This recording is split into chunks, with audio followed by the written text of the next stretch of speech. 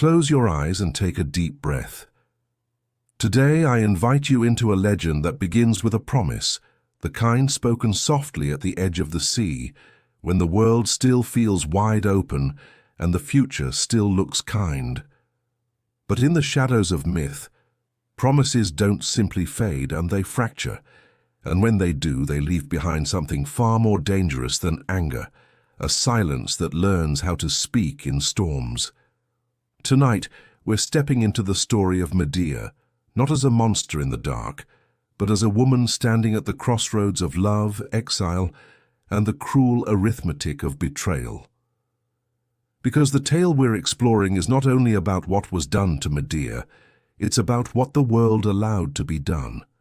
A foreign woman in a polished city, a marriage treated like politics, a devotion treated like a tool, and a hero celebrated by the crowd, who decides that loyalty is negotiable when a crown is within reach. If you've ever wondered how a heart can be pushed so far that it stops begging and starts calculating, this is the myth that answers that question, not with comfort, but with a haunting kind of clarity. And as many of you who listen to our story of Jason and the Argonauts here on this channel will remember, the voyage for the Golden Fleece was never just an adventure, it was a chain of choices, each one heavier than the last. Medea was there at the beginning of that chain, the hidden ally, the impossible miracle, the turning key that made the legend possible. But what happens when the hero returns home and decides the person who saved him is now an inconvenience? What happens when glory demands a sacrifice and the sacrifice has a name? Disclaimer: the visuals used in this video were created using artificial intelligence. There are no bloody or disturbing scenes. However, some moments have been designed to enhance the cinematic and emotional depth of the story. If you are sensitive to such imagery, please consider this before watching. Additionally, the narration in this video includes mythological themes such as betrayal, tragedy, and fate. This content is presented purely within a mythological and literary context. If you wish to join me on these mythic journeys, don't forget to subscribe to the channel, turn on the notification bell, and leave a comment below telling me which story you'd like to explore next. I look forward to sailing through these timeless tales together, one legend at a time. Take a deep breath, relax your mind, and let the rhythm of the waves guide you. Wishing you a peaceful sleep. The epic of the Medea Tragedy. The dark story behind the betrayal begins now.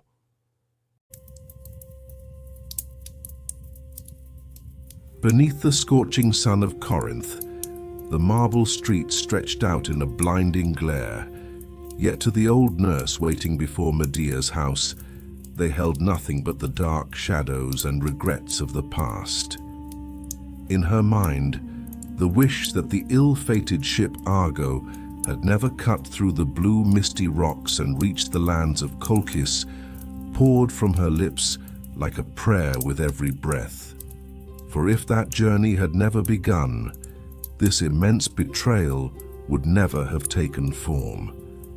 If the noble pines of Mount Pelion had never been cut down to become ambitious oars in the hands of heroes, Jason would not have pursued the Golden Fleece, and this chain of disasters would never have begun.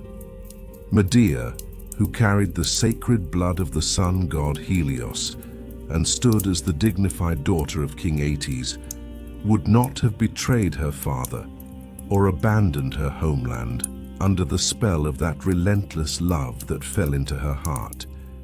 Jason, the mighty hero who once subdued fire-breathing bulls and lulled a sleepless dragon into deep slumber with Medea's magical aid, was now remembered as the architect of a ruin that carved wounds into the soul of his loyal wife. That fragile and false peace that lasted 10 years collapsed into irreparable wreckage when Jason decided to marry Glauce, the daughter of King Creon of Corinth. Jason, the ambitious hero who placed Corinth's political survival above all else, erased one by one the priceless sacrifices Medea had made for him, and sacrificed his loyalty at the royal marriage bed. Medea had turned her back on her family for Jason, taken the life of her own brother, and sought refuge in a foreign land. Yet now she faced the deep humiliation of being cast aside without honor. This betrayal was not merely a wound of the heart. It stood as the greatest assault on Medea's very identity and honor, for in this foreign land she had become a defenseless and utterly solitary shadow. The princess who had once healed others, slowly transformed under the poison of betrayal into a goddess of vengeance, into the embodiment of cosmic destruction. From the moment Medea learned of her husband's unforgivable betrayal, she renounced all worldly desires and surrendered her body to the heavy, dark arms of grief. She never lifted her eyes from the ground, and like a rock battered by the deafening crash of a savage sea against the shore, she shut every door to the comfort her friends tried to offer. The process the ancient texts called paschine, that active suffering that penetrated to the deepest cells of the soul, drove everyone who knew Medea, especially her loyal nurse, into deep anxiety. At times she tilted her pale neck to one side and silently remembered the father she had abandoned and the home she had destroyed for Jason, relearning the heavy cost of leaving one's homeland. She, the formidable Medea, who had once brought kings to their knees with her power, now felt the cold isolation of breathing as a foreign barbarian within the stone walls of Corinth. The heart-rending cries rising from inside the house sounded like harbingers of the dangerous storm gathering in Medea's mind. She was a woman who could never endure injustice, and who inspired fear with her sharp intelligence, her soph. The nurse sensed that behind Medea's silence lay terrifying plans, like a blade slipping into a bedroom under cover of night, and she knew that no one who faced her fury would ever sing a song of victory. The chilling memory of the moment when Medea sacrificed her brother Absyrtus and left him in the dark waters of the sea to slow her father's pursuit still throbbed in her mind like a fresh wound. Every crime she committed and every drop of price she paid had been for Jason's survival and to grant him the glory he did not deserve. Yet now those sacrifices were dismissed with icy indifference. Medea's thumos-filled spirit quietly nurtured the seeds of the fiercest and most unforgettable rebellion against the order of Corinth and its male-dominated laws. While Medea cursed her own misfortune inside, her innocent children returned from their games, entering the house with cheerful ignorance of the dark future their father prepared for them. Though the nurse tried to keep the children away from their mother's harsh gaze and shaken state of mind, Medea's anger waited like an untamed shadow in ambush, unwilling to rest until it found a target. As the elders of the city played draughts by the spring of Pyrene, whispers had already begun to spread through the streets that King Creon had decided to exile Medea and her children in order to end this unrest at its root. Soon, nothing but ashes would remain of this house. While Jason dreamed of new ambitions in the chambers of kings, Medea's vengeance prepared to darken the sun of Corinth so that it would never rise again. When King Creon himself arrived at Medea's door, with his guards to deliver the decree of exile in person, he stood on the verge of igniting the fuse of the great and irreversible catastrophe that would engulf Corinth. The sun rose over the Acropolis of Corinth that morning brighter than ever, yet for Medea, it felt just as cold. The city's narrow streets and marble squares churned with the official announcement that Glauce, daughter of King Creon, would marry Jason, the hero from Iolcus. The people regarded it as a great stroke of fortune and a promise of peace that the legendary leader of the Golden Fleece would now unite not with a foreign sorceress, but with their own royal bloodline. The joyful blasts of trumpets rising from the palace and the noise of wedding preparations struck the stone walls of Medea's mourning house like lashes from a whip. After 10 years of partnership and children, Jason announced this new marriage to the public, not merely as an affair of the heart, but as a political necessity and a fortress of social security. That magnificent atmosphere of celebration became the strongest bellows feeding the dark fire in Medea's heart that refused to die. Although Jason knew of Medea's smoldering anger, he stood before her with the unshakable confidence of a man who always described himself as reasonable and wise. In his cold and calculating eyes, this marriage represented the only remedy for a poor family living in exile, and a rare opportunity to secure royal ties for his children. Under the grand shadow of the Corinthian palace, Jason imagined himself as a visionary leader, adapting to a new world. To him, a man's sacred duty to secure prosperity and guarantee his future outweighed any emotional vows or debts of loyalty from the past. He blamed Medea's inability to understand what he called a rational step on what he saw as the excessive passion of her womanly nature, her uncontrollable emotion, and her narrow ambition. For Jason, loyalty became an ordinary bargaining chip that could be sacrificed when status and security were at stake. Jason's defense rested on the claim that Medea had already received the greatest reward by coming into the civilized light of Hellas.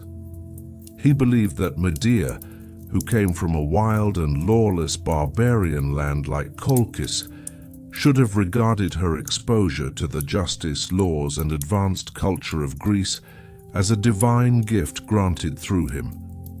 The entire world of Hellas had come to know her intelligence and magical skill because of Jason. Otherwise, she would have remained an unknown and ordinary foreigner at the farthest edge of the earth, forgotten. Jason belittled all the grave crimes she committed and the priceless sacrifices she made for him, as if they had been natural and obligatory duties performed for his glory. By claiming that even love had been forced upon Medea by the unavoidable arrows of Aphrodite, he dismissed her will and devotion entirely. As Medea listened to these burning words, arranged with speculative elegance, she felt each sentence tearing her soul apart and crushing her honor. The weight of feeling like a ladder used for Jason's rise and royal ambitions, then thrown aside onto a dusty roadside once her purpose ended, became unbearable. For a woman who betrayed her father, sacrificed her own brother, and carried ships forward at terrible cost for his sake, this cold explanation of logic became the most humiliating form of treachery. Medea accused her husband of lacking manhood and of being devoid of shame, the greatest virtue of humanity. She said that what he displayed was not courage or wisdom, but shamelessness, the worst disease that rotted the human soul. The injustice witnessed by broken vows and hands no longer held prepared Medea's furious spirit for irreversible destruction. As the argument deepened, Medea hurled the harsh truth of how defenseless and unfortunate a woman was within the male-dominated structure of the ancient world directly into Jason's arrogant face.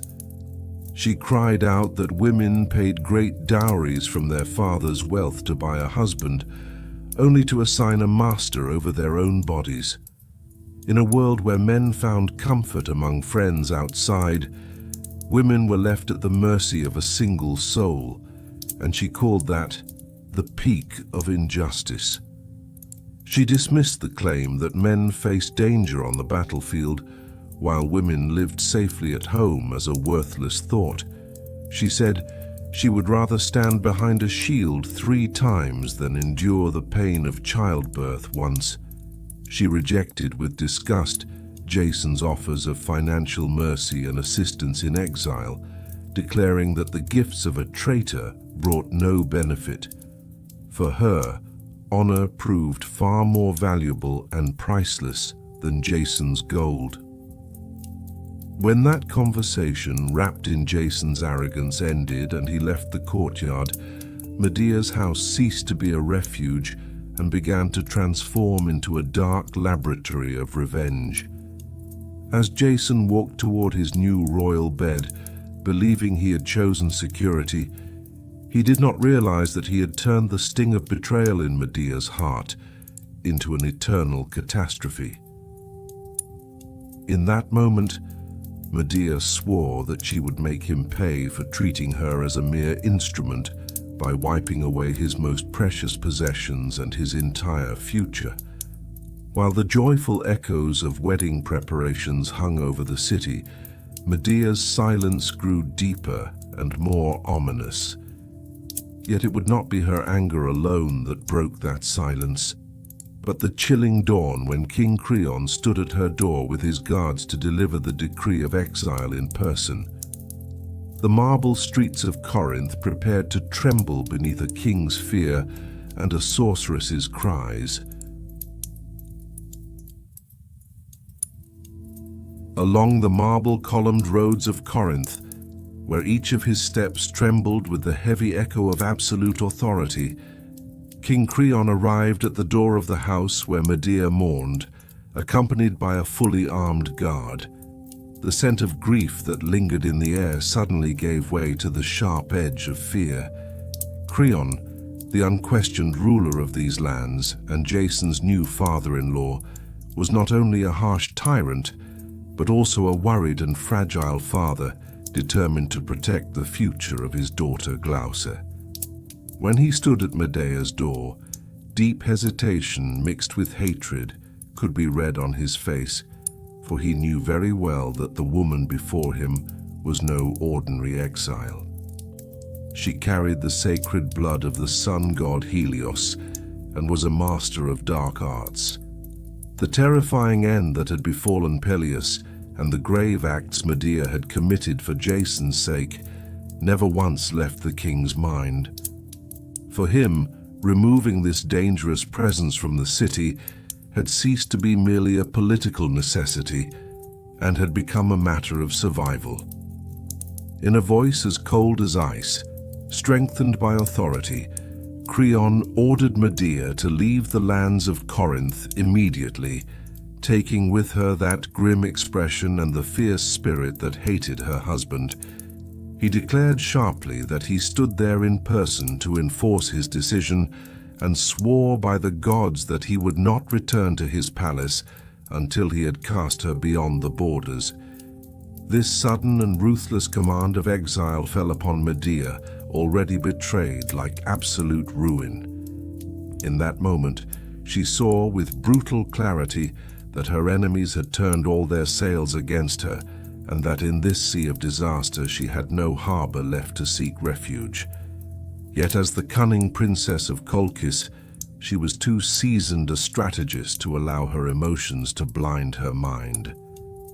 Beneath the heavy cloud of calamity pressing down upon her, she quickly began to plant the first seeds of the subtle and calculated plan that would secure her salvation. When Medea asked why she was being exiled, Creon's answer carried both honesty and humiliating fear.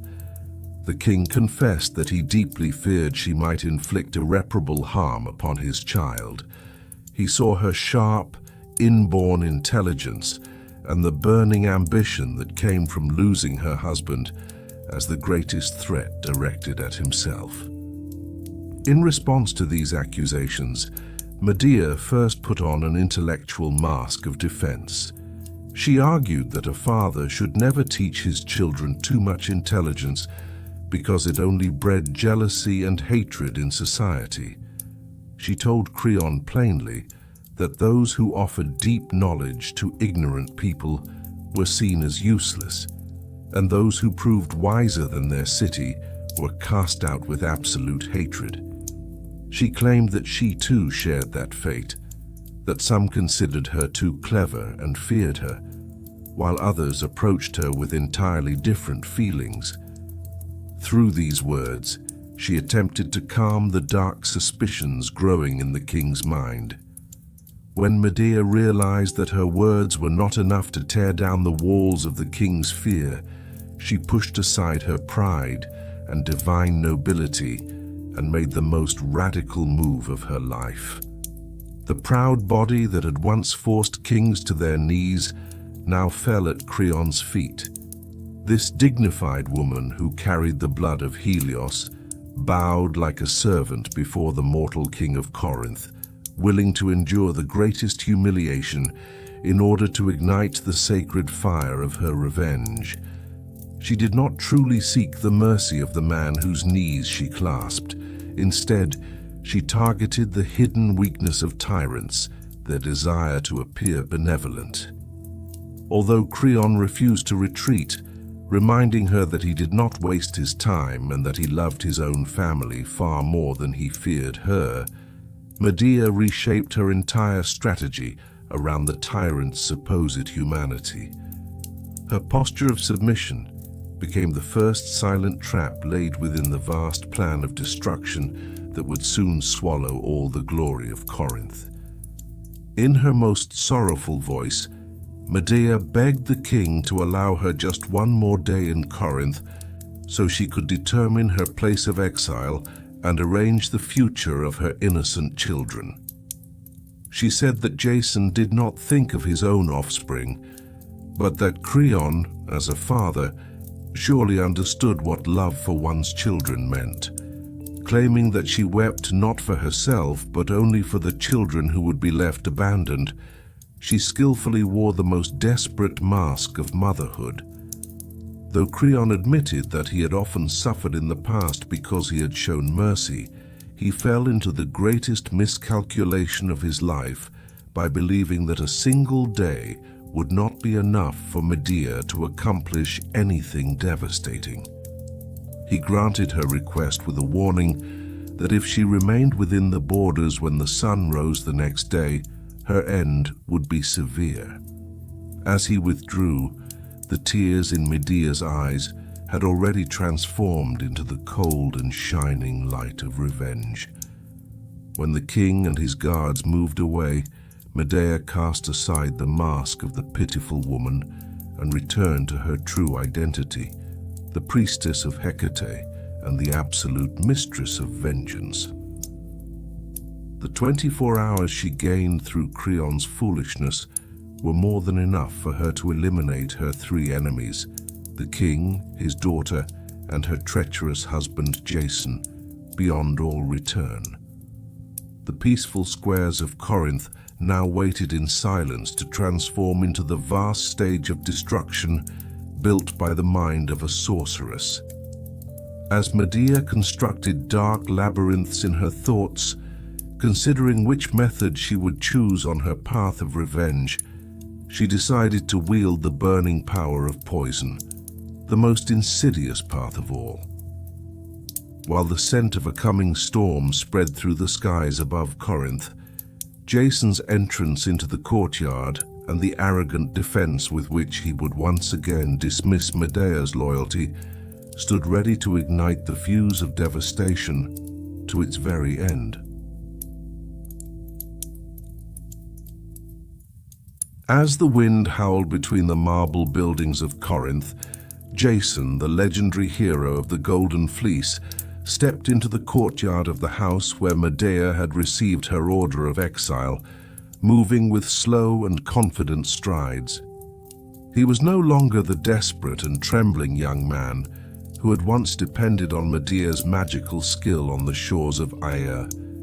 Now he stood as a proud future son-in-law, bearing the nobility of the Corinthian kingdom and drawing his power from the absolute authority of the tyrant Creon. There was no guilt on his face for the betrayal he had committed. Instead, there was a disturbing, icy calm, the composure of a man who had always believed himself reasonable and far-sighted. He had not come to soothe the smoldering anger in Medea's heart, but to prove that his decisions had been wise and socially necessary. For Jason, life had become nothing more than a sequence of cold logic, and this new royal marriage had seemed like the most magnificent harbor where he could take refuge after his storm-torn and costly past.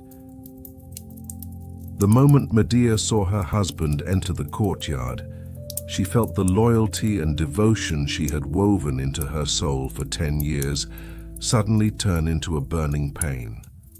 The man standing before her was Jason, for whom she had sacrificed her homeland, her own father, and her beloved brother. Yet in Jason's eyes, there was no trace of the old love, only a deep impatience and contempt reserved for a stranger. When Medea fixed her piercing golden gaze, the gaze of the sun's lineage, upon him, all the marble splendor of Corinth faded and lost its meaning beneath the shadow of this enormous injustice.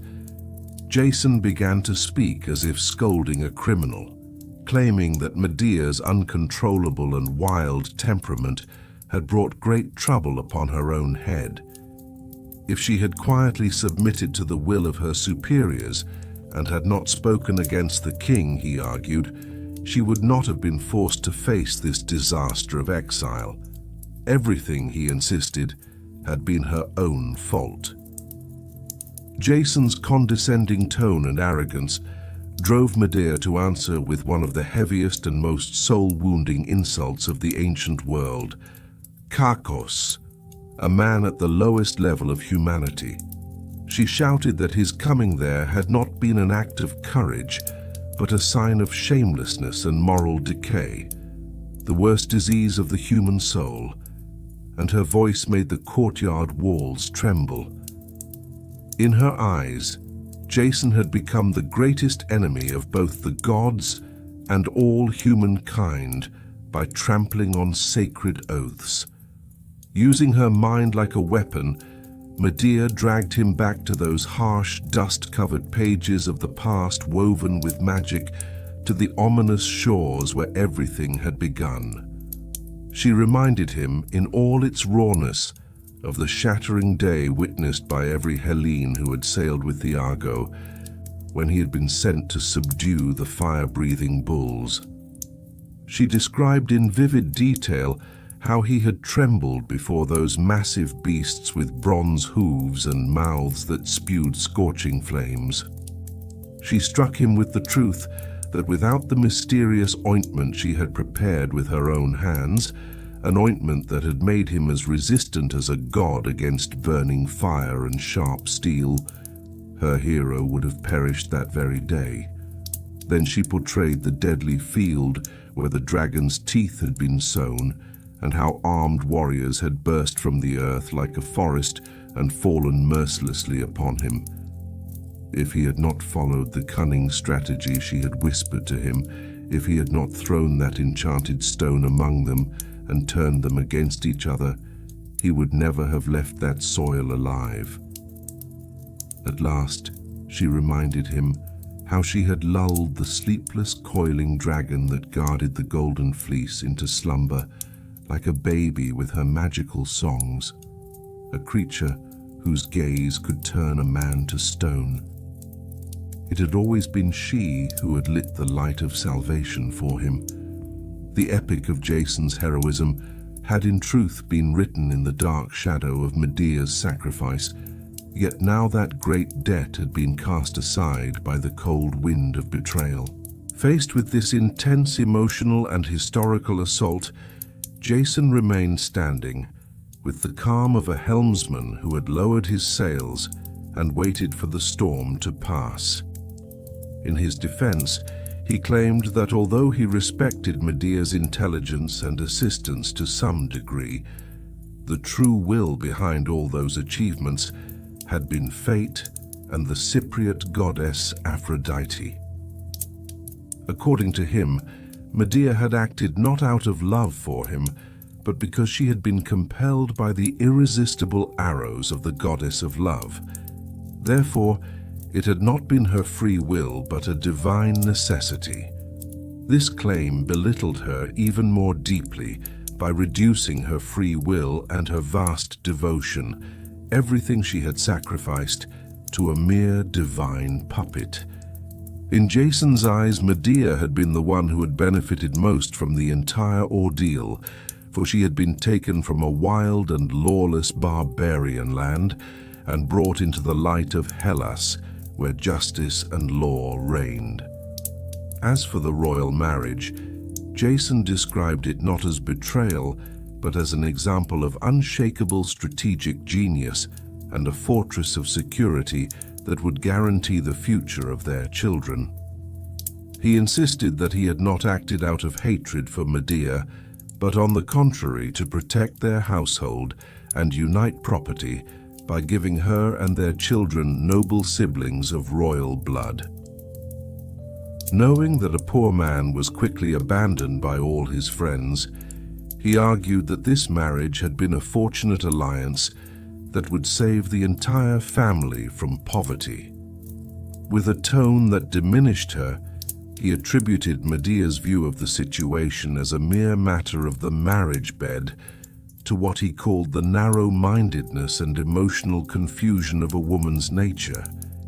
He added, with arrogance woven into his heavy words, that if only men could produce children without women, from some different and purer source, humanity would have been spared all these irrational troubles created by the female line. When the argument reached its peak, Jason destroyed every remaining human bridge between them by labeling Medea as wild-tempered and destructive, a force that burned and ruined everything in its path. In his view, she had personally prepared her own exile by insulting tyrants and kings and was now unjustly trying to play the victim. He still described himself as a benevolent friend and offered to send tokens to his foreign allies and provide some financial assistance so she would not suffer during her journey into exile. Medea, however, declared that no help or gold from a kakos could heal the great wound in her soul, and rejected the offer with deep disgust. She cried out that the gifts of a traitor would bring no benefit, and that Jason's money could never buy her shattered honor or the pain she had endured, and she drove him from her courtyard and her life forever as if he were a stranger. When Jason left the courtyard with one final glance that condemned Medea's stubbornness and foolishness, he left behind not merely an angry wife, but an awakened and unstoppable divine destruction. As Medea saw the vast arrogance hidden beneath Jason's mask of logic, she felt the last fragments of mercy in her heart turn to ash. He was no longer just a husband, but an enemy who had to be eradicated at the root. The evening darkness that settled over Corinth merged with the dark veil of the ruthless plan forming in Medea's mind and wrapped the marble streets of the city in an ominous silence. While Jason walked toward his new royal bed, believing he had chosen safety, Medea whispered to the sky the terrifying oath that would turn that bed into his end. The air carried only the scent of the approaching catastrophe and the sly plan woven with magic, for the mind of a sorceress had already been ready to sacrifice everything to swallow the arrogance of a hero. As the sun sank beneath the grief-darkened skies of Corinth, Medea sat before her house like a silent piece of stone. The foreign silhouette that appeared on the horizon belonged to Aegeus, the wise ruler of Athens and the son of Pandion. The king had returned from the sacred oracle center at Delphi, where he had consulted the gods about the greatest absence in his life, a rightful heir, but Apollo's mysterious riddle, which commanded him not to loosen the hanging neck of the wineskin until he returned to his father's hearth, had clouded his mind. When he saw Medea's cheeks soaked with tears and her shoulders collapsed under sorrow, he approached her with the refinement of a noble spirit. As Aegeus began to speak with the word charis, the most beautiful greeting of ancient friendships, Medea welcomed the noble king before her with respect. This accidental yet divine encounter was about to ignite the first spark of the strongest and safest harbor Medea could cling to in the sea of her despair. As Medea told the story of her own ruin, she spoke with deep anguish about Jason's faithlessness and the profound humiliation caused by the new queen brought into the Corinthian palace. Aegeus, a man who believed in the sacredness of loyalty, was shaken to his core when he heard of Jason's betrayal and denounced his friend as a traitor. Turning this emotional bond into a strategic negotiation, Medea targeted the king's struggle with childlessness and promised him a child through the remedies she had mastered.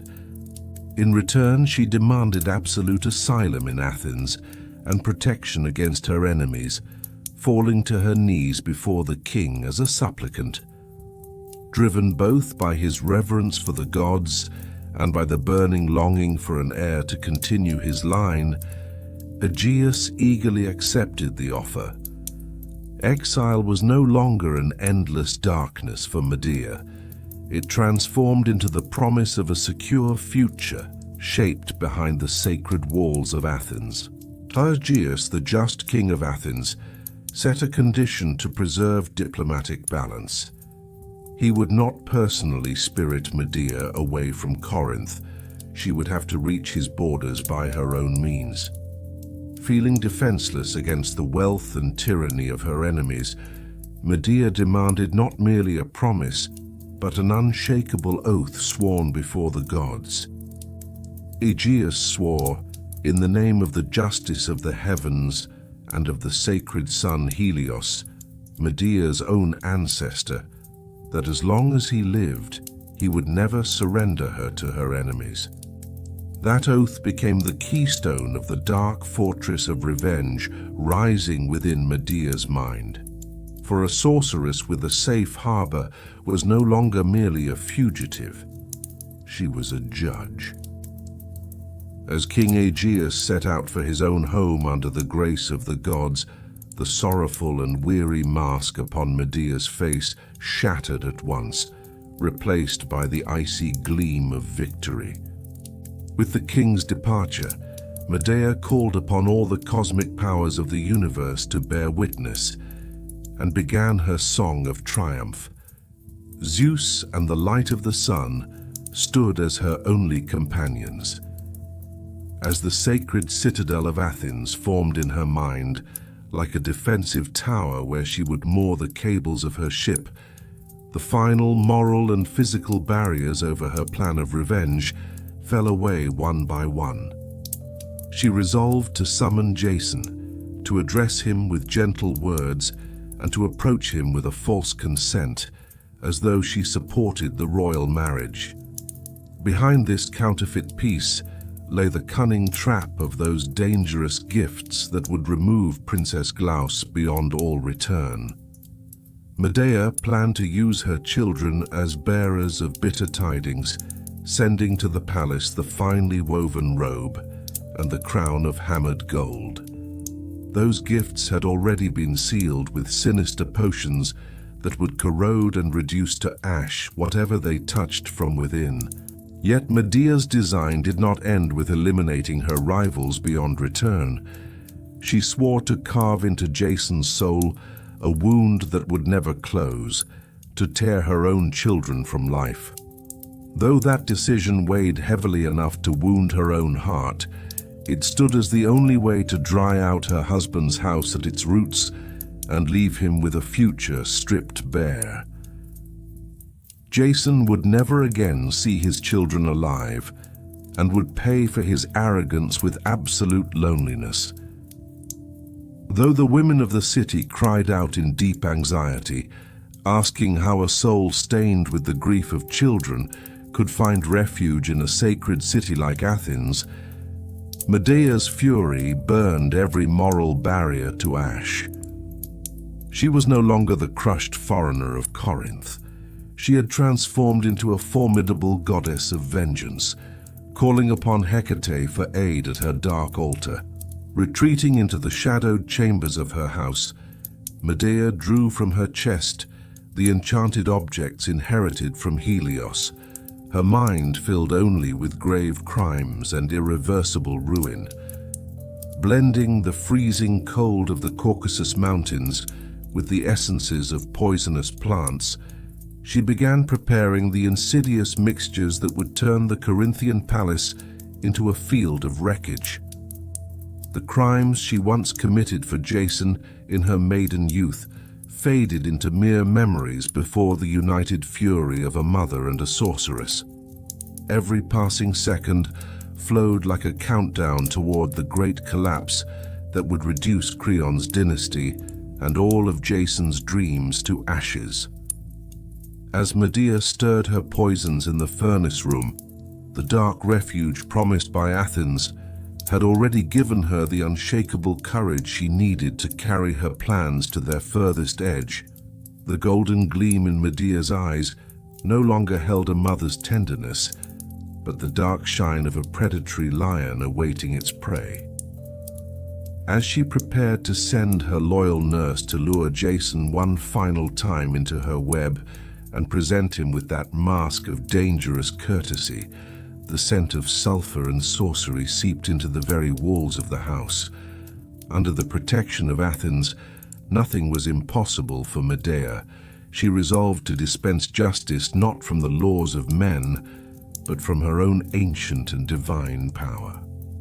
While Corinth listened to the last joyful echoes of wedding celebrations within its palace, Jason, who would soon appear at Medea's door, stood on the threshold of the rugged road leading to his own fate.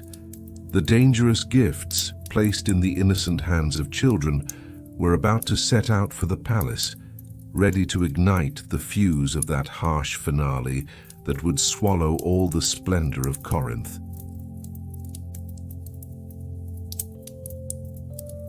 Among the sunlit marble columns of Corinth, the silence inside Medea's house no longer carried the scent of grief, but of icy resolve. The promise of refuge she had received from King Aegeus of Athens pushed aside the last traces of human hesitation within her soul. She was no longer merely an abandoned wife, but the granddaughter of the sun, shaping her revenge with the precision of a divine artist. For the first stage of her plan, she sent her most loyal servant, the old nurse, to Jason and invited him to meet her one final time. Because Medea knew Jason's pride and his habit of seeing her as nothing more than a tool, she prepared a cunning scene, adorned with the mask of moderation, ready to tell him exactly what he longed to hear. When Jason entered the courtyard, he did not find the furious woman who had dragged herself across the ground in previous days. Medea began to speak, adding a false softness and a tone of regret to her voice. "Jason, I asked your forgiveness for my earlier words," she said, and the condescending look on Jason's face shifted into one of surprise and satisfaction. Medea admitted that she now found her husband's new marriage reasonable and wise, and confessed how thoughtlessly she had acted in womanly ambition. She described how she had turned inward and questioned why she had made enemies of the city's rulers and of the husband who sought what was best for her. Behind this false peace, she used Jason's dismissive logic toward women to her advantage and convinced him that she was not a threat, but a defeated and submissive wretch.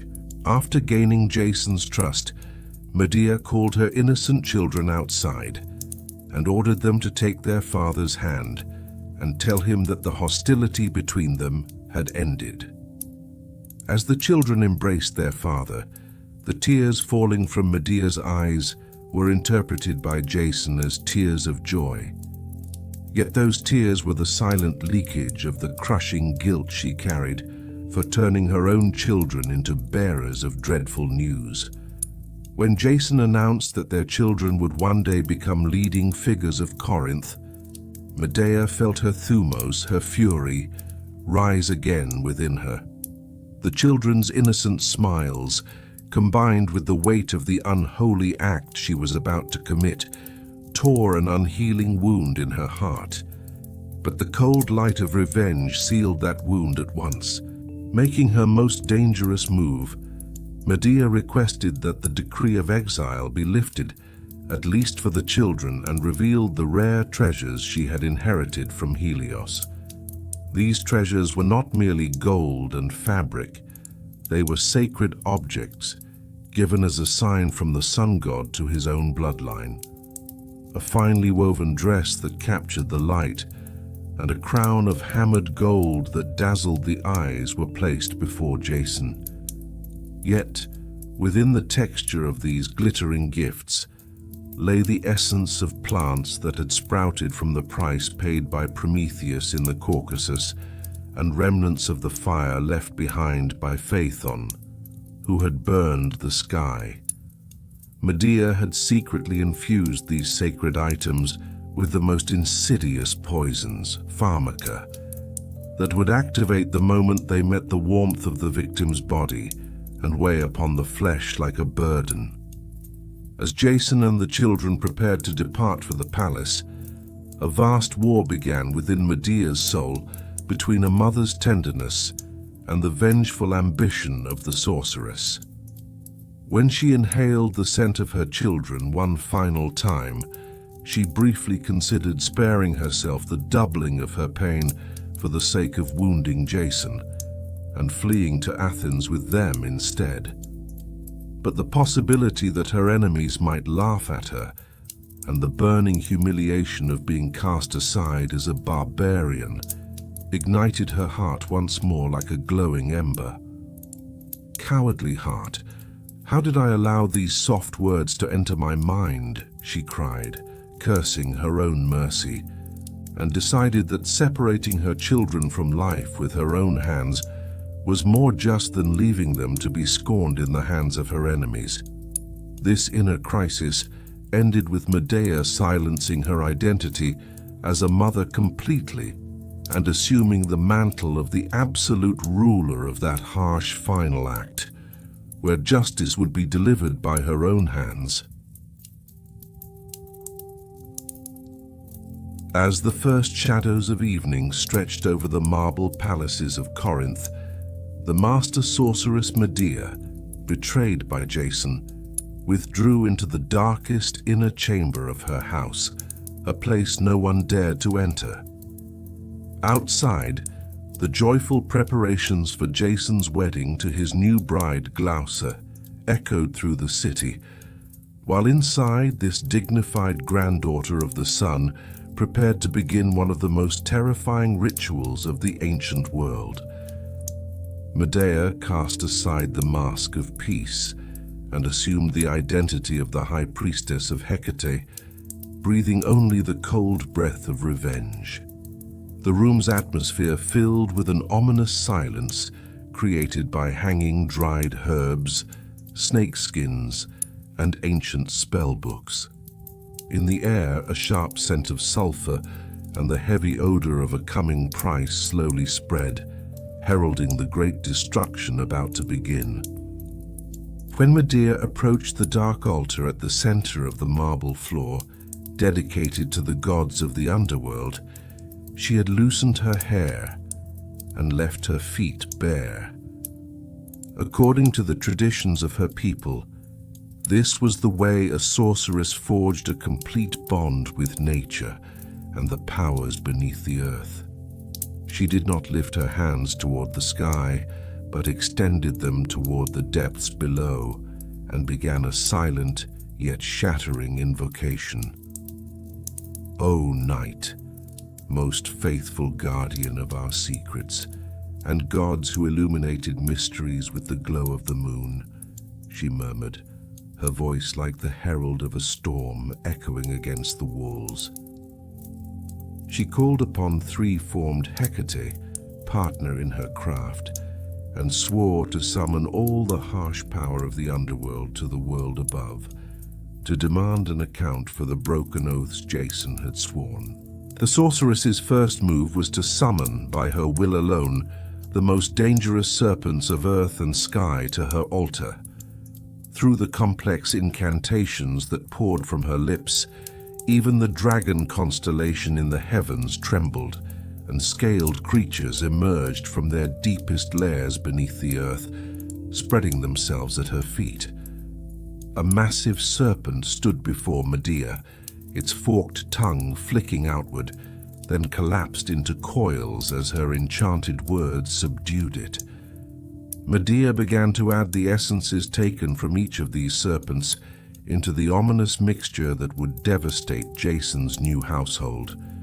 Poisons drawn from the deserts of Libya, from the icy peaks of the Caucasus, and from the severed heads of the Hydra were now under Medea's absolute control. The most critical point of the ritual was the preparation of the glittering gifts she would send to Jason's new bride. The Colchian sorceress equipped these sacred objects not only with poison, but with a supernatural element she called hidden fire.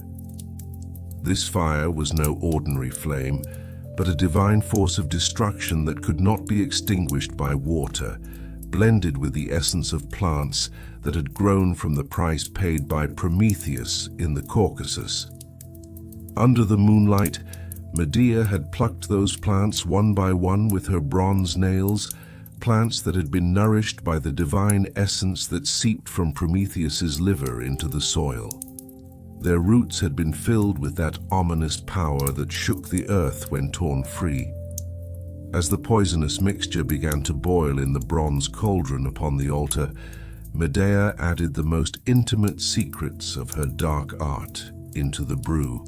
Into the cauldron went the main veins of ill-omened birds, owl wings, and the saliva of a wolf, substances that sent a chill through the human soul. Each ingredient melted within the cauldron, like a symbol representing the depth of the betrayal she had suffered. As the sorceress stirred the cauldron with a dry olive branch, she saw it suddenly sprout leaves and bear fruit, and she understood that her potion carried within it a vast cycle of life and annihilation. This was the complete opposite of the power she had used to rejuvenate Jason's father Aeson. This was a force of pure eradication. At the height of the ritual, Medea performed her most shattering act. She cut her own arms with a sacrificial blade and let her essence flow upon the altar. As that sacred essence of the sun's bloodline covered the ground, Medea felt pride not in suffering pain, but in compelling the gods through the power of her own being. Medea added to the potion she had sealed with her essence the stolen fires of the sky taken from Phaethon and the flames that burst from the throat of the Chimaera. These fires were woven into the fabric of the gifts with such subtlety that the dress appeared entirely harmless until the moment it touched the warmth of the victim's body. But when Glauca wore the dress, the fabric would cling to her flesh at once, and the hidden fire would seep into her marrow, burning and consuming her from within. The bile of Medusa, imprisoned within the crown, would numb the victim's mind and remove any chance of escape. When the sacred dogs of Hecate howled 3 times, Medea called her children inside. As she instructed them to deliver the gifts directly into Glauca's hands, fully aware that she had fashioned them into messengers of agony, she prepared them to set out toward the palace of Corinth. The sun that rose above the marble palaces of Corinth that morning illuminated not only a wedding, but one of the darkest countdowns in history. Encouraged by the false submission Medea displayed, Jason arrived home with his children, preparing to take them to his new bride, Glauce. As Medea placed the glittering yet perilous treasures inherited from Helios, the golden crown and the finely woven robe, into her children's hands, the tenderness of a mother clashed with the cold composure of a sorceress across her face. Jason praised this change in his wife, drowning in his own arrogance as he assumed Medea had finally abandoned her defiance against tyrants. Yet these gifts had been armed, in a manner worthy of Medea's title as Mistress of Pharmaca, with a hidden fire that would corrode and reduce to ash whatever it touched. As Jason prepared to bring the children to the palace, the immense conflict within Medea swelled toward one of the most devastating moments in history. When Medea asked Jason for permission to embrace her children and breathe them in one last time, her soul trembled like a kingdom split in two. She cupped their soft cheeks in her hands and drew their scent, the final remnant of all her former happy days, deep into her lungs. "Why were you so beautiful? Why did you smile so sweetly?" she cried, as tears fell onto their golden hair. In that moment, her thirst for revenge receded briefly, and she considered taking her children to Athens, punishing Jason only with loneliness. She rebelled against her own fury, wishing to abandon her former plans rather than double her own suffering in order to wound her husband. But that gentle wavering lasted only an instant against the dark oaths echoing in the depths of her pride. The burning humiliation of being scorned by the people of Corinth and by Jason, of being cast aside as a foreigner, returned to her heart. She questioned how her cowardly heart had allowed such soft thoughts to enter her mind, and whispered that she would never allow her enemies to laugh at her. Pushing aside maternal compassion with the sharp blade of her revenge, she judged it a more merciful justice to send her children from life by her own hands, rather than leave them to be scorned in the hands of her enemies. The path of no return had already been entered. The innocent children ceased to be merely her sons and became messengers of agony who would pierce Jason's heart. Medea's thumos, her unstoppable rage, transformed into a wild beast that drowned out the faint voices of reason and mercy, plunging the house into silence. Jason regarded Medea's overwhelming grief as nothing more than the natural ache of separation, and attempted to comfort her with confident reassurance. He promised that he would personally care for the children, and that they would walk at the forefront of this city. Taking them by the hand, he began walking toward the palace. Medea stood at the threshold, watching their tiny steps struggle to keep pace with Jason's larger strides, and felt her own heart dragged along that dusty road. As Jason strode toward the palace with the air of a hero, he remained utterly unaware that he himself had begun the great farewell of his own line. When they arrived, Glauce, daughter of King Creon, turned her face away in disgust at the sight of them. Yet at Jason's insistence and at the sight of the glittering treasures Medea had sent, she lost all resistance at once. When the gifts reached the palace, Glauce initially treated the children coldly, but the moment she saw the magnificent robe and crown of Helios, she became entranced.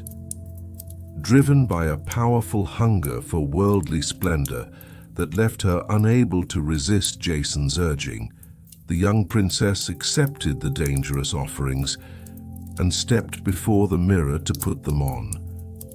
As she drifted before her reflection, intoxicated by her own beauty, she did not yet know that the silks were a final shroud, and that the strands of the crown would soon tighten like a vice.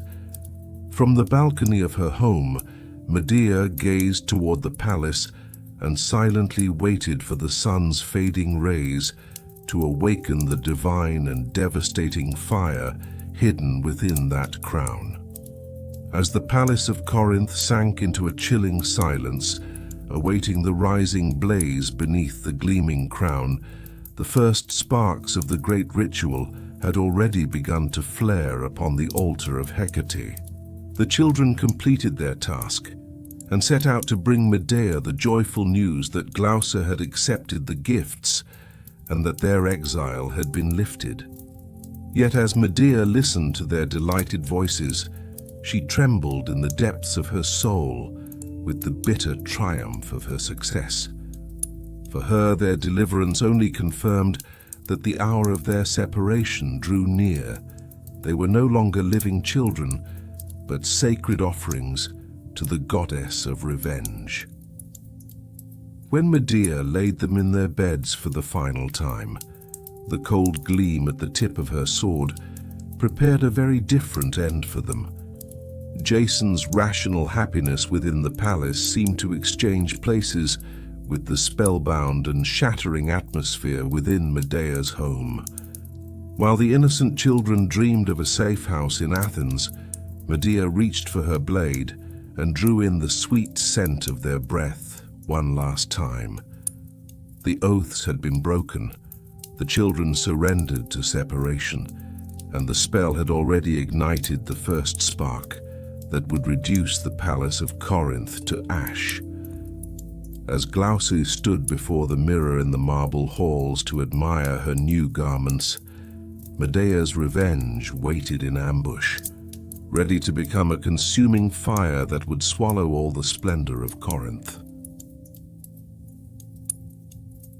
The marble halls of the Palace of Corinth prepared that morning not only to host a royal wedding, but also to bear silent witness to one of history's most devastating acts of revenge. When Jason delivered the glittering packages sent by Medea into the women's quarters of the palace, the young Princess Glauca stood filled with such arrogance that she could not grasp the insidious danger hidden within those gifts.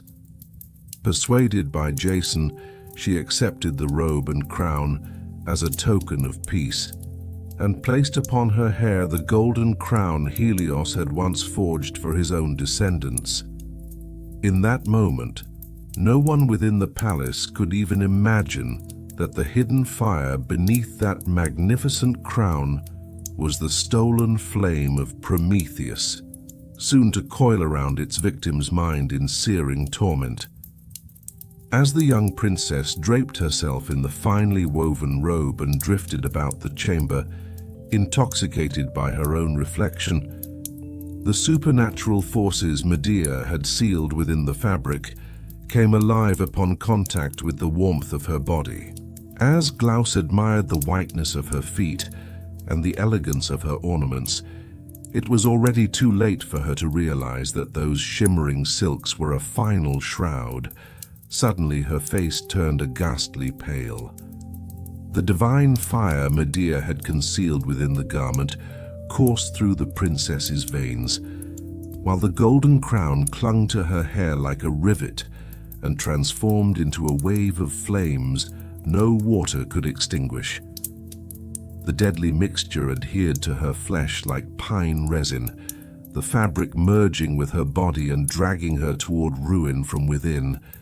In those harrowing moments, as described by Seneca, the concoction prepared by Medea, mistress of Pharmaca, seemed to turn into a corrosive force that stripped flesh from bone and ate into the marble floor itself. As servants fled in panic, the magnificent future Jason had imagined rose into the skies of Corinth as a cloud of mourning, carried upward by the black smoke from his bride's burning hair. Unaware of what had befallen his daughter, King Creon rushed into the chamber at the sound of the screams that shook the palace and found his child unrecognizable before him. Realizing the magnitude of the disaster, he cried out, "My poor child, which god struck you down so mercilessly and threw himself upon her lifeless body?" In that moment, Medea's final and most insidious trap struck at the absolute authority of the kingdom as well. The deadly garment clung to the king's aged body like a vine wrapping around a laurel tree. The more Creon struggled to free himself, the more the spell peeled away his aging flesh from his bones like a skin. Father and daughter, locked together upon the loom of Medea's revenge, surrendered their last breaths. The tyrant who had granted Medea one single day paid for that mercy with his own life, offering a bitter lesson to the people of Corinth. As the palace walls echoed with the final groans of royalty, Medea stood in the courtyard of her home, bearing the weight of her irreversible decision and awaiting the arrival of the dreadful news. When the screams that clawed at the sky rose from the palace and reached her ears on the wind, an icy and razor-sharp satisfaction, the fulfillment of a divine justice, appeared upon her face. Soon a messenger arrived breathless at her door, shouting that the king and princess had perished by Medea's poisons, her pharmaca, and urging her to flee at once. Medea received the news of this devastation as though it were a festival proclamation, filled with dark pleasure at the certainty that her victims had met their end in the most agonizing way. For her, the burning scene within the palace marked only the first act of justice, and the most shattering blow had not yet occurred. The silence within her home signaled the preparation of a far greater storm. The final remnants of mercy within Medea vanished completely beneath the scent of smoke drifting from the palace, leaving behind a hardened resolve. She no longer considered only the innocence of her children, but the inescapable necessity of uprooting Jason's entire line and future. They would perish in any case. If so, it was most just that the hands which bore them should end them, she declared, hardening her thumos like stone. Taking up her sword, she turned toward her children's chamber. As Jason's desperate cries drew nearer from the palace, Medea whispered that this final act, which would silence the screams of her victims, would mark the summit of her day. While all the splendid legacy of Corinth melted away within the blazing scene constructed by the mind of a sorceress, the doors of that irreversible and brutal finale opened wide before her.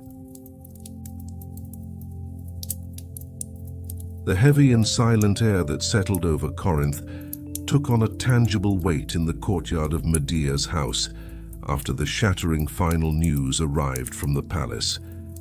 As the messenger withdrew in anxious haste, this dignified woman, granddaughter of the sun god Helios, fed on the reports of destruction that satisfied one side of her soul. Yet with every breath, she felt more deeply that she stood on the brink of the greatest and harshest tragedy she had ever conceived in her mind.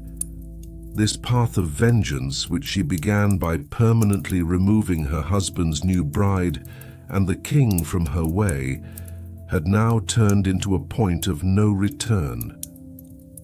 Medea knew very well that the people of Corinth and the royal guards would soon storm this house and demand that her children pay for the crimes that had been committed.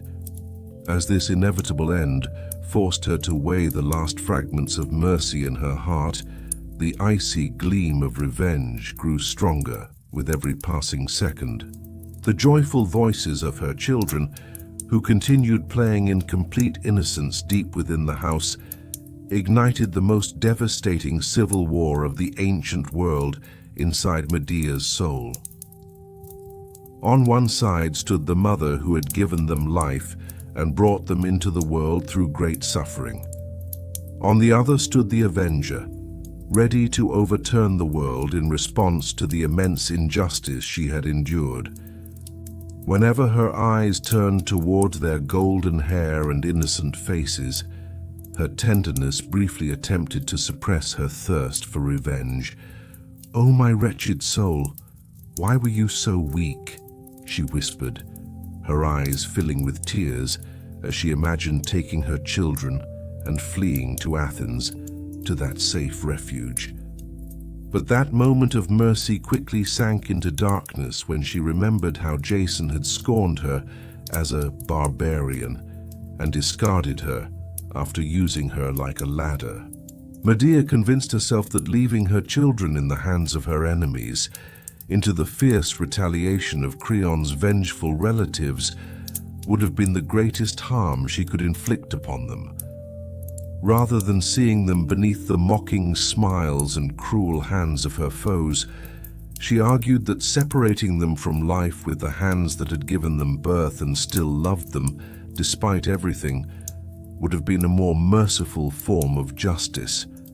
This decision was sealed in her mind by the shattered memory of her slain brother Apsyrtus, and by the Furies, the Erinyes, goddesses of vengeance. Offering her children as payment for Jason's sins was not merely a terrible act. It was a cosmic punishment that would wither her husband's future, his lineage, and the last branch he could cling to in life. Her desire to turn Jason's soul into an eternal desert drew a thick curtain over her maternal compassion, and Medea's fury declared its absolute victory. When she reached for the sharp instrument standing in the courtyard, a symbol of dark arts, her body was seized by violent trembling. "Oh, my hands, take up this sword. Begin the sorrowful new act of my life here," she cried, commanding her own limbs. When her children's smiling faces flashed before her eyes, she shouted, "Go from me. I no longer had the strength to look at you," because every glance dissolved her hardened resolve a little more. The wind outside broke the dreadful silence, as if pleading with her not to take her children from life, as if shouting that she would create a stain even the gods could not bear to witness. But Medea shut her ears completely to those voices. This brief pain was better than a lifetime of mourning and becoming the mockery of my enemies, she said, as she gripped the hilt of her sword tighter. Every step she took toward the room where the children waited echoed heavily across the marble floor as the price of Jason's 10 years of faithlessness and broken oaths. The golden glow in Medea's eyes no longer carried a mother's warmth, but the scorching, relentless fire of the sun. When she reached the door, she silenced the last fragment of humanity within herself with her blade and rushed inside. When the children saw the gleaming steel in their mother's hands, they first believed it was a game. But when they recognized the wild resolve on her face, they searched for somewhere to escape. As their cries for help and trembling pleas for mercy echoed against the cold walls of the house, Medea began her irreversible act. In that moment, the purest essence Corinth had ever known spread across the marble as the payment for the vilest injustice. As Medea wielded the sword, she tried to balance the immense pain she felt with the endless agony Jason would feel in the future. "My heart hurt as well, but the fact that it would never join with your laughter made this pain sacred," she whispered, turning her face away so she would not see the pleading eyes of her children. When the screams slowly faded and gave way to the absolute and crushing silence of the end, she paused for a moment, feeling the heavy warmth of the price in her hands. No living children remained in the room now, only silent bodies that represented her husband's pride and future. Though her own soul shattered with this act, she was filled with the sharp satisfaction of having removed any chance that her enemies would ever laugh at her again. By eternally cutting short the sweet breath of her own children, she declared to the entire world how devastating the price of betrayal against a woman could be. As she stood beside the silent bodies of her children, the sounds of Jason's horses and the approaching angry crowd began to rumble through the marble halls. Jason had come to the door, hoping to avenge his new bride and the king, and to rescue his children from this dangerous woman. But Medea knew he had arrived too late and could now only address silence. "Your oaths ended at the tip of this sword, Jason," she murmured, as she wiped her face with hands stained by the cost and severed her spirit completely from this world. She was no longer Corinth's refugee outsider, but the relentless force that shattered her husband's world. As she prepared to climb to the roof, cradling her children's lifeless bodies to await the celestial chariot Helios would send for her, the scent of sulfur in the air had already begun to whisper of the massive, winged savior drawing near. The final light of that ominous day over Corinth merged with the black smoke rising from King Creon's palace and wrapped the sky in darkness like a funeral shroud. Jason, once the proud hero who shone beside the golden fleece, arrived breathless at the door of Medea's house, carrying in his arms the ashes of his new bride Glaus, and in his heart the crushing weight of a fallen kingdom. He was no longer a prince or a respected husband, but a man who broke his oaths and prepared his own disaster with his own hands, now facing the greatest reckoning of his life. When he heard the dreadful news from the palace, he clung to a single fragile hope. Perhaps he could still save his children from the wrath of this lioness-spirited woman. As he shouted at his guards to tear the bolts from the door, he had not yet understood that the chilling silence inside signaled an absolute end. As Jason hurled himself against the door with all his strength, he weighed in his mind Medea's past sacrifices and his own dishonorable betrayal, yet his pride still whispered that he alone was innocent in this destruction. While imagining saving his children's lives, he feared that Creon's vengeful relatives might harm the innocent boys, and tried to legitimize his own fear beneath the mask of fatherhood. At that moment, the sorrowful cries of the Corinthian women who had gathered around wrapped the house like a cocoon. They sealed the darkness that fell upon Jason with a single sentence, shouting that the children had already left this world by their mother's hand. That news was the final and most painful blow that ended Jason as a hero and left his soul forever wounded.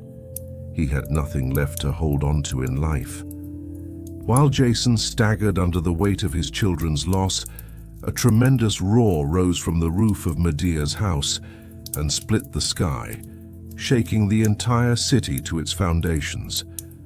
The legendary golden chariot that the sun god Helios sent to snatch his granddaughter from the hands of her enemies descended through the clouds in a blinding light. Two massive dragons, their scales glowing like embers in the fading sunlight, and their wings tearing through the air, pulled the chariot as living symbols of Medea's divine lineage and her mastery of potions. Medea stood upright upon that celestial vehicle, holding the silent bodies of her children in her arms like a goddess of vengeance. She was no longer the scorned and exiled foreigner of Corinth, but a formidable judge who dispensed justice with her own hands and trampled the pride of kings beneath her feet. When Jason lifted his head and saw this supernatural sight, the helplessness rising within him turned into immense fury, and he hurled curses at the woman he called the greatest enemy of the gods, himself and all mankind. He called Medea a savage lioness and the most terrifying of monsters, sobbing that no woman of Hellas could even imagine such an act. Medea answered his futile cries only with an icy smile devoid of mercy from atop the chariot, for Jason was nothing more than a traitor who remembered justice only when it served his own interests. Call me savage as much as you wished. I shattered your heart exactly as it needed to be shattered, she declared, applauding the deep agony he endured as a token of her victory. She exacted the price of pride taken in a new marriage bed in the harshest way by wiping away Jason's entire future. Jason fell to his knees and begged to touch his children's bodies one last time, to feel their soft skin and bury them with his own hands. But Medea firmly refused and announced that she herself would bury them in the sacred precinct of Hera Acrea to prevent enemies from desecrating their graves. She told Jason that he had disregarded his children while they lived and now claimed a right over them only through their loss, humiliating his fatherly grief once more. As the dragon chariot began to rise, Medea whispered the chilling prophecy of Jason's dark future. She declared that his end would come not as a hero, but as a pitiful man, crushed beneath a beam falling from the rotting hull of the Argo, the ship that once brought him glory. It was the eternal and unavoidable price of broken sacred oaths. As the dragons beat their wings again at Medea's command, Jason lay amid the heavy stench and his shattered dreams, calling upon Zeus to witness his ruin. But the new harbor that awaited Medea, the palace promised by King Aegeus of Athens, stood on the horizon like a safe embrace. The gods had opened a path in the sky for this wronged woman. As Medea glided toward Athens like a star across the heavens, Jason's cries echoed against the city walls and faded into empty sound. He paid the price of turning a woman's loyalty into a political stepping stone with the extinction of his entire line, and became little different from a living corpse.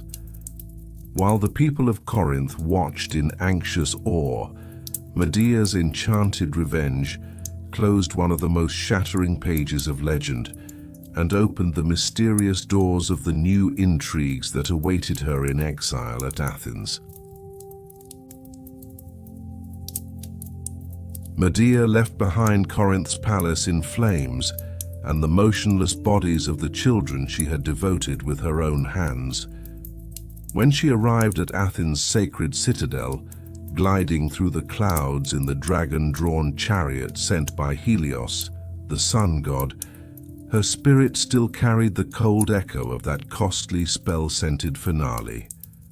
King Aegeus of Athens had promised her refuge when they had previously met in Corinth, and he had sworn it upon the gods.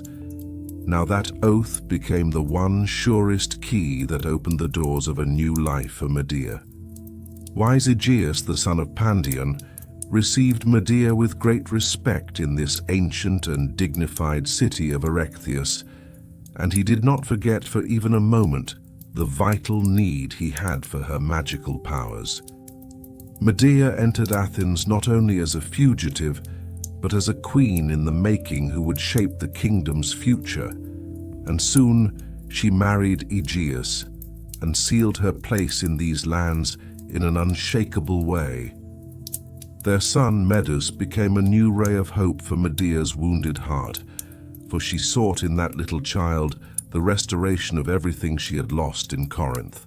Medea lived in peace in Athens' magnificent palace for 10 years, and she healed Aegeus's infertility through the medicines she mastered, deepening the king's devotion to her with each passing day. But that false season of calm shattered all at once with a sinister report that came from across the sea and echoed through the palace corridors. That long ordeal of bitter suffering in Corinth returned now as a far subtler threat tied to a new life she had to protect and keep alive as a mother. Each day the whispers grew stronger that a young hero was approaching Athens, one who had subdued the giants and savage bandits along the Isthmus Road and had killed the Marathonian bull. With the keen mind she carried from the line of the sun, and with her prophetic gifts, Medea sensed at first sight that this nameless stranger was in truth Theseus, Aegeus's secret son. This young hero was the greatest rival to rise from the dark passages of the past, and he threatened Medusa's right to the throne and the future that belonged to Medea's son. The unstoppable fury and resolve within Medea shifted once again into a strategic but extremely dangerous direction in the face of this new threat. She no longer remained the desperate woman in Corinth who had devoted her children for revenge. In Athens she stood as the mistress of medicines, ready to remove another father's child beyond recall to secure the future of Medusa, her own blood. Medea skillfully used Aegeus's old age and his fear of losing the throne, and she convinced her husband that the young man coming to the palace was a spy sent to depose the king. Because Aegeus knew how Medea had once protected Jason on the road to the Golden Fleece and what her intellect could achieve, he accepted her warnings with absolute loyalty. Under the mask of legitimate defense, Medea withdrew to her most secret laboratory to prepare an exceptionally dangerous mixture that would silence her enemy. Medea practiced the art of dark sorcery this time in Athens' dim rooms, and she obtained aconite poison not from an ordinary plant, but from the drool of the three-headed dog Hercules had brought up from Tartarus. This poison carried in every drop the ice-cold freezing chill of Scythia's shores and the harsh breath of the underworld, and it held a power of ruin that allowed no return. As Medea prepared the cup, she faced once more that familiar, shattering conflict rising in her spirit, the question of whether she would again enter the price of a child. But this time the victim was not her own child. It was a foreign nobleman who stood as the one greatest obstacle to her son's absolute rule. For Medea, motherhood no longer meant only love. It meant painting the world once again in searing colors to protect Medusa's kingdom. She wove her strategy with a spider's precision, and at dinner she appointed Aegeus himself as the cupbearer, so he would send the heroic stranger into eternal sleep. When the darkness of evening fell over the palace of Athens like a heavy curtain, young Theseus entered the presence of the king, whom he did not know was his father, with the bearing of a great hero. Yet amid the splendor of the palace, he met only the golden and dangerous gleam in Medea's eyes, the gaze of a sly hunter. With the cunning temper she hid behind her elegance, Medea invited the foreign youth to the table and placed that golden cup into Aegeus's trembling hand herself. The perilous mixture concealed within it, holding the coldness of the underworld, looked like a welcome gift the king would offer his son. When Aegeus, guided by his wife, presented the dangerous drink to the threatening stranger as a token of peace, Medea stood only a moment away from absolute victory. Theseus took the cup in his right hand without sensing any evil, and just as he was about to raise it to his lips, he decided to draw the sword beside him from its sheath so he could cut his meat. The moment Theseus drew his ivory-hilted sword, time seemed to stop completely for an instant in the silent halls of the Athenian palace. When Aegeus noticed the very special emblems on the blade that belonged to his own dynasty, he understood with deep alarm that the young man before him was the seed he had left in Trozen, his own son, Theseus. Realizing he had been caught in a devastating mistake, King Aegeus smashed the golden cup from Theseus's hand to the ground with a single sweeping motion, shattering it into pieces. As the dangerous mixture spilled across the marble floor and the panic in the palace swelled, Medea's plan broke apart because of an unexpected sword hilt. With her plan exposed in that way, the divine and savage power within Medea surged again with the fierce hunger that failure brought. But this time she had no time for a long reckoning like the one in Corinth. She had to protect both her own life and her son Medus from the anger that was closing in. As the ancient texts told it, Medea used her old magical powers and raised a pitch-black cloud of mist that wrapped around her and her son, and she vanished from the middle of the palace like a dream. This failed attempt at revenge also meant the irreversible end of Medea's 10 years of relative peace and her life as queen in Athens. She no longer stood only as a queen. She was driven from this sacred city once again as a proven traitor who had tried to quietly eliminate a king's own child. As Medea took to the roads with Medus at her side, sacrifices were offered in Athens in Theseus's honor, and that miraculous deliverance was celebrated with great prayers. This new strategic war Medea waged as a mother carved her barbarian identity into Athenian memory once again with indelible fear and hatred. She left the gates of Athens silently like a fugitive, as the frightening presence who had shattered order and endangered sacred family bonds. As Theseus advanced toward the throne as Athens' new heir, the familiar shadow of Medea's dragon chariot moved away once more from the skies of Hellas, heading east. Medea's Athenian ordeal passed into history as one of the most jolting and tragic examples of how a mother's drive to keep life alive could turn into destruction and homelessness. She tried to use her poisons this time to protect her child, but that ivory-hilted sword, fate's cruel twist, turned everything into a cloud of mist. She no longer had a safe harbor to shelter in, nor a sacred oath to cling to. The daughter of the sun drifted toward her final exile, gliding into the mysterious and dark steppes of the east. She sought her fate and her son's inheritance again in the lands where she had been born, along the ominous yet familiar shores of Colchis, and she beat her wings toward her father's palace to wash away the sins of the past with heavy costs. This journey became the beginning of Medea's last great reckoning, both with her own past and with the royal legacy that had been taken from her hands.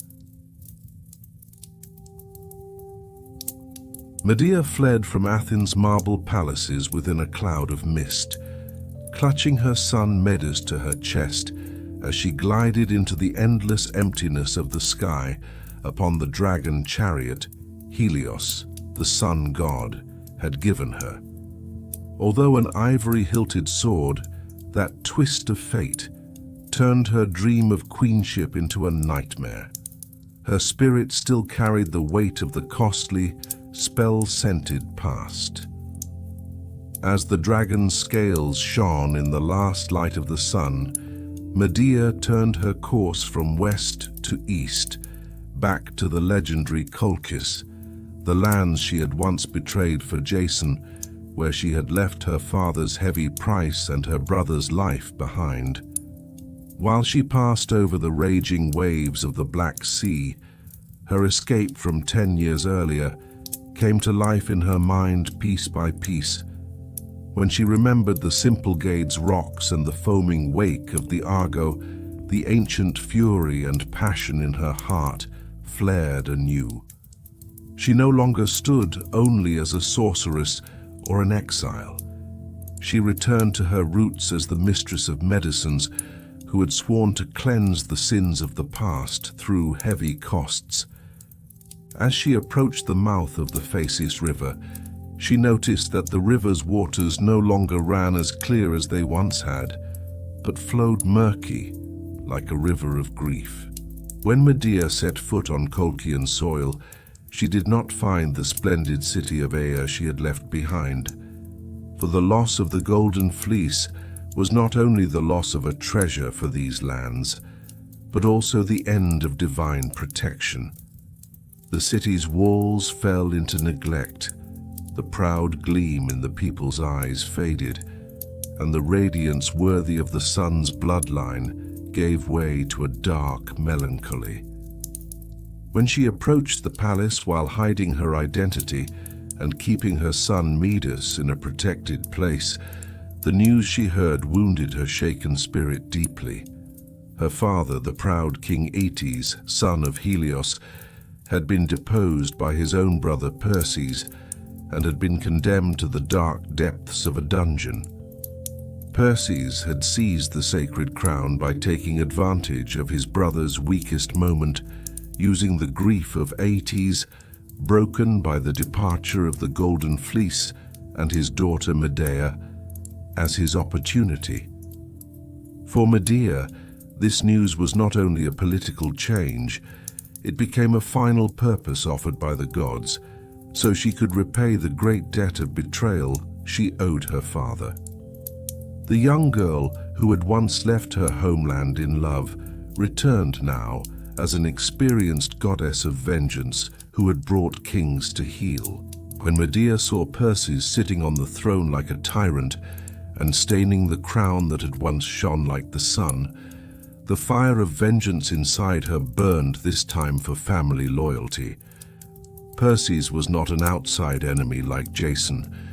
He was a traitor of Medea's own blood, and that treachery could be cleansed only with very heavy costs.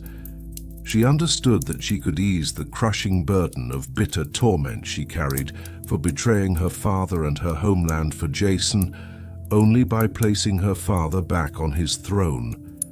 She had once sacrificed her own blood, but now she stood ready to bring her uncle's end to save her father's honor. This act became the greatest rite of purification in her life, and it turned her in Colchis's eyes from a traitor into a savior.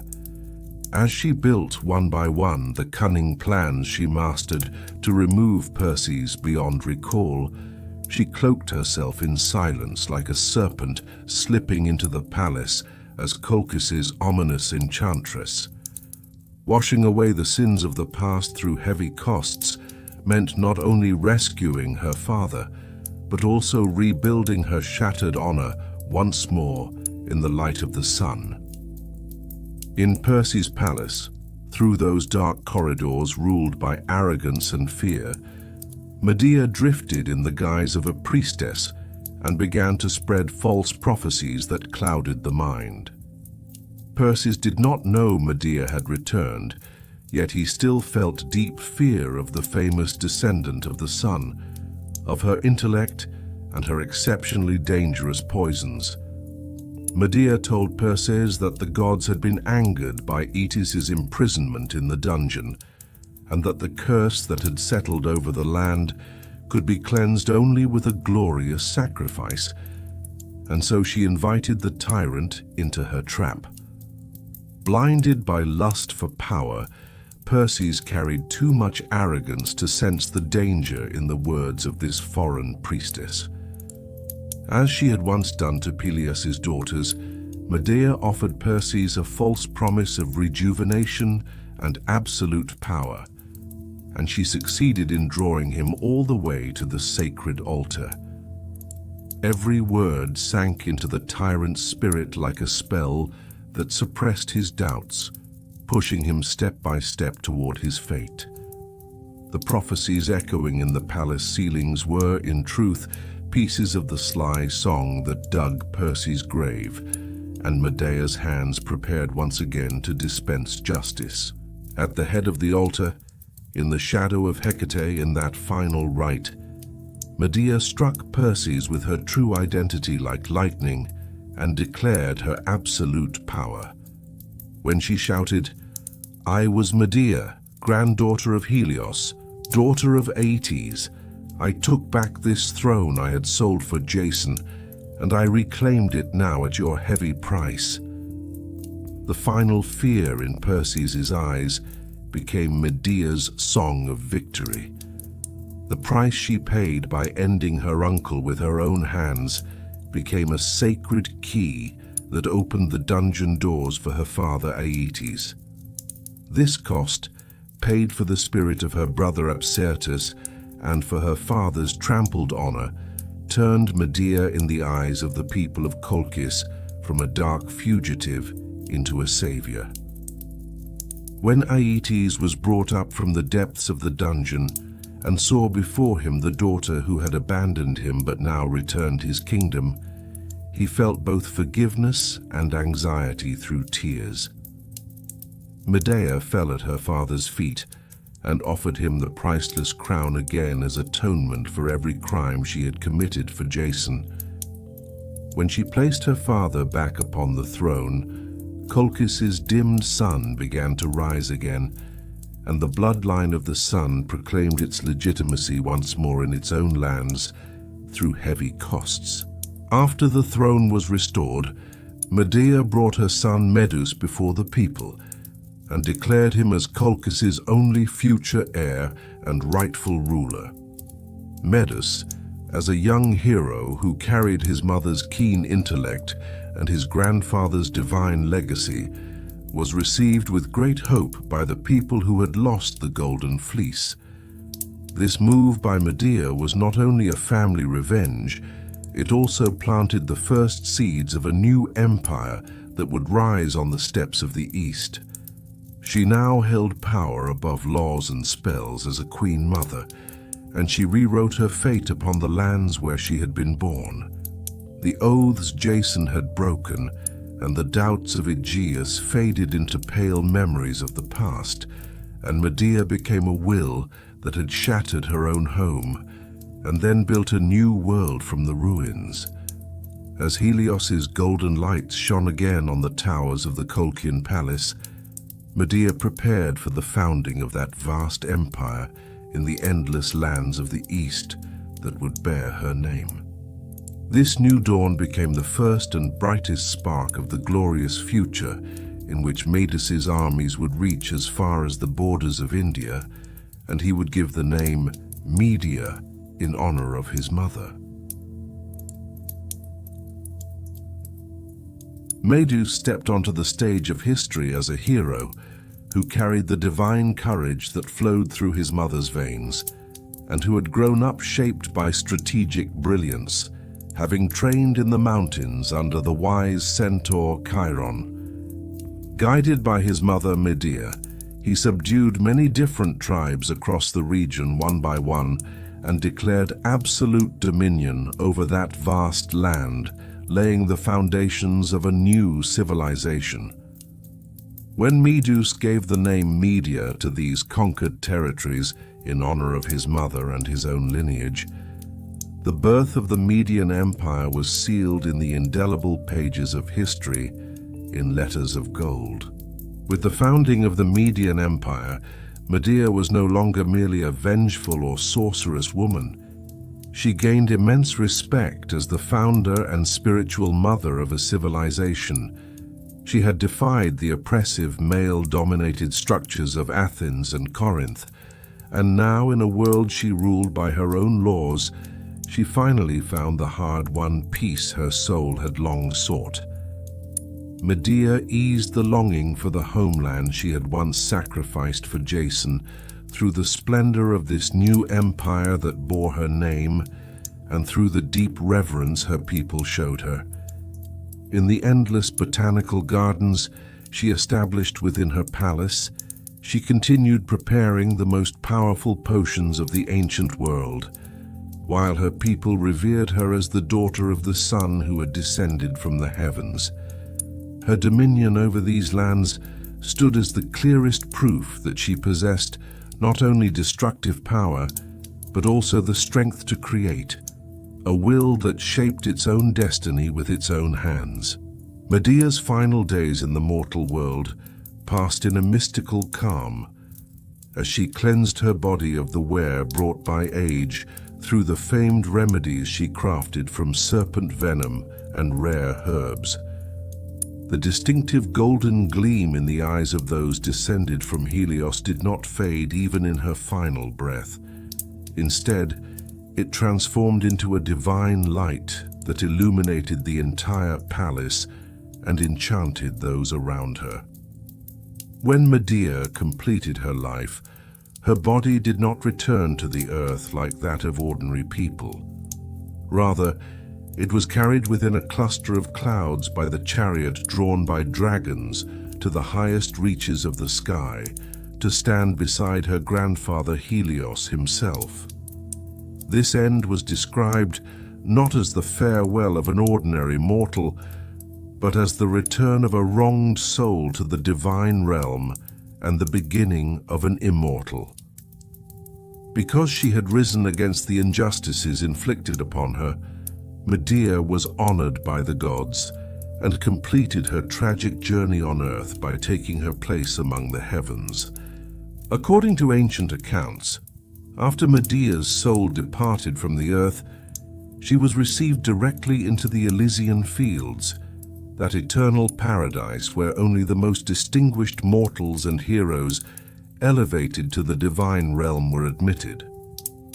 In that realm of endless bliss, Medea encountered Achilles, the greatest hero of the ancient world, who, like her, had shaken the earth with his fury after suffering injustice, and she stepped into an eternal union with him. Achilles saw in Medea's formidable and immense character the reflection of his own warrior spirit, while Medea, for the first time, found in a man not betrayal, but a loyalty equal to her own strength.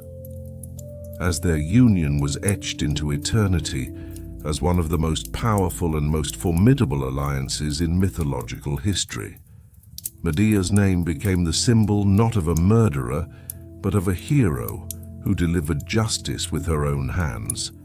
This eternal peace stood as the ultimate reward for the foreign woman who had once cried out in the streets of Corinth, whose immense fury had changed the course of history.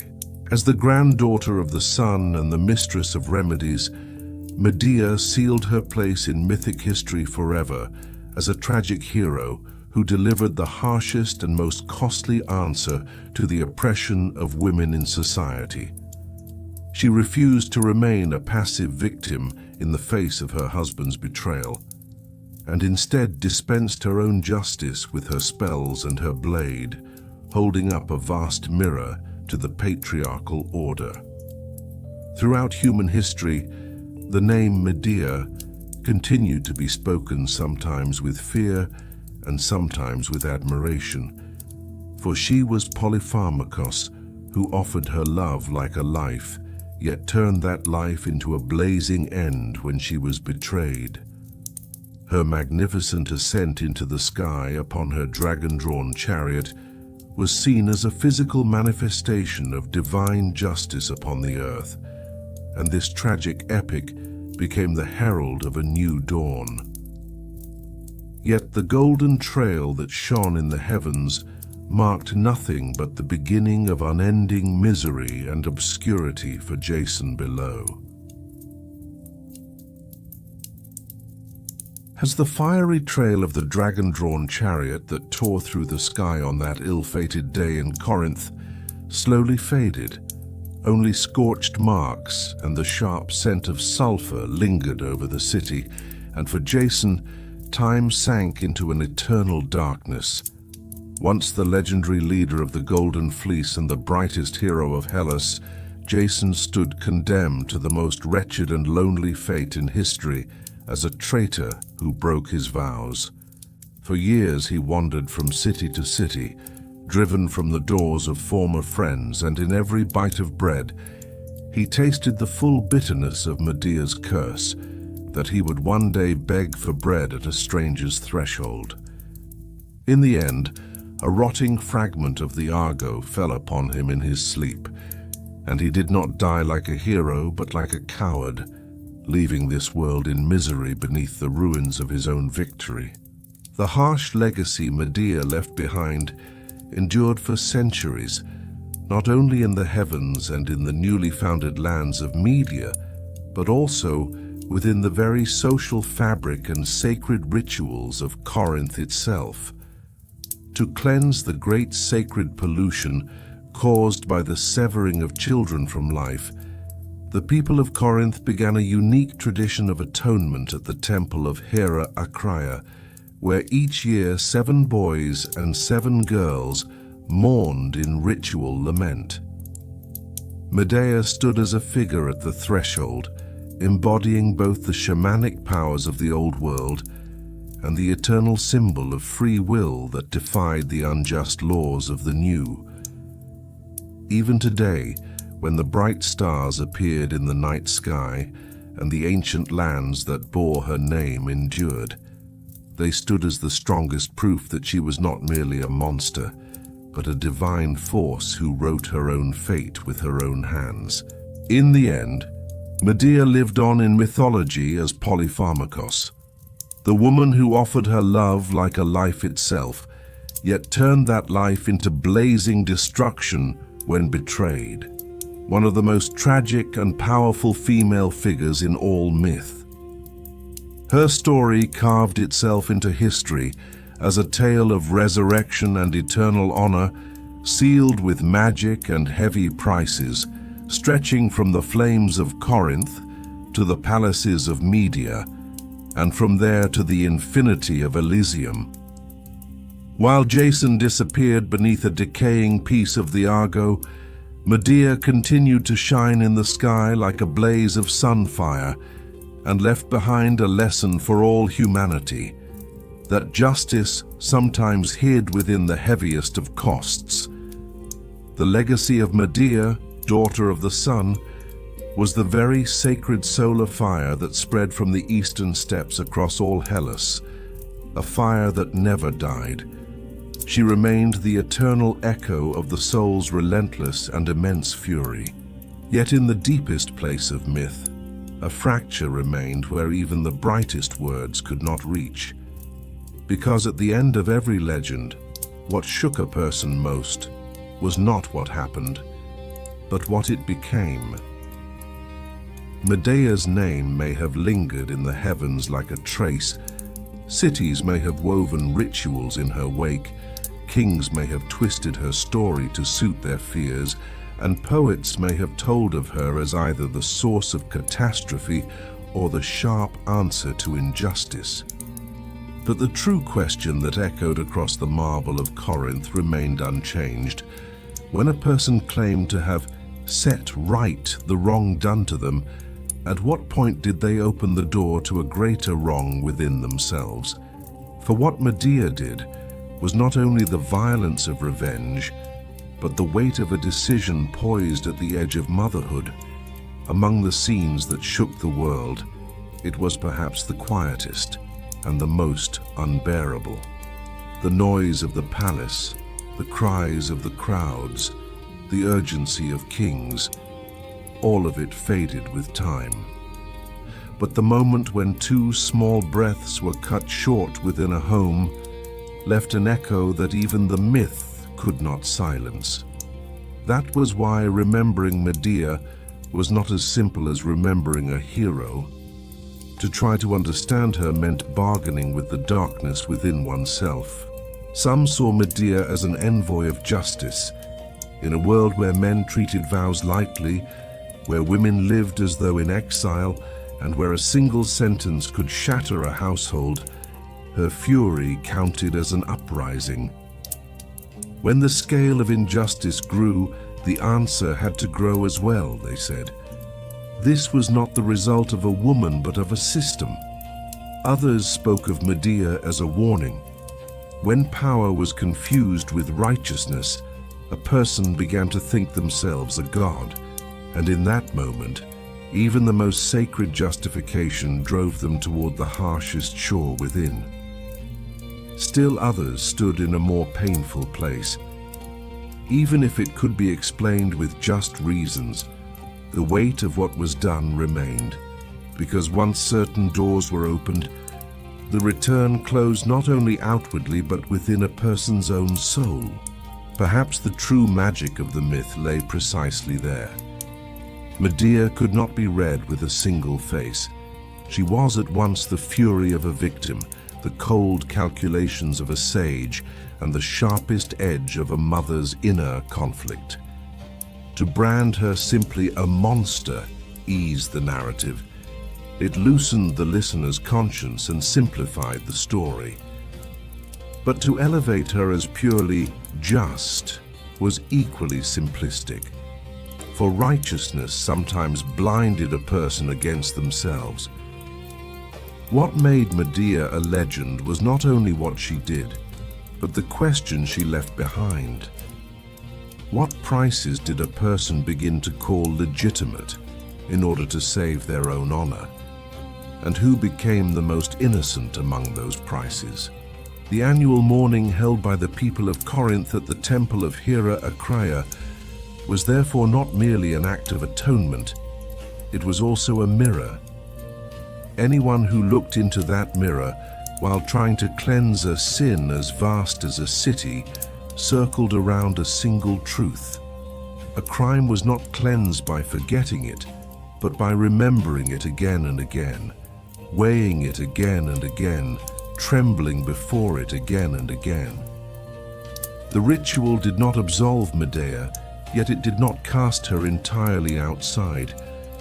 It kept her at the city's edge, at the threshold, neither fully inside nor fully outside, neither wholly sacred nor wholly cursed. Perhaps that was why Medea's name was spoken for centuries with both fear and admiration. People saw their own hidden desires in her story, the urge to return a burning word when wounded, the wish to silence the world when abandoned, the dream of settling accounts when wronged. And then, within that same story, they saw their limits as well. The question, how far would I have gone? That invisible needle that pierced one's own chest. As Jason disappeared beneath a rotting fragment of the Argo, the myth seemed to have completed a punishment. Yet when Medea continued to shine in the sky, the story did not truly close. For the fall of one person did not automatically cleanse the conscience of a system. Medea's ascent did not stand like a simple victory either. Within that ascent lingered the heavy shadow of the silent chamber inside a mother.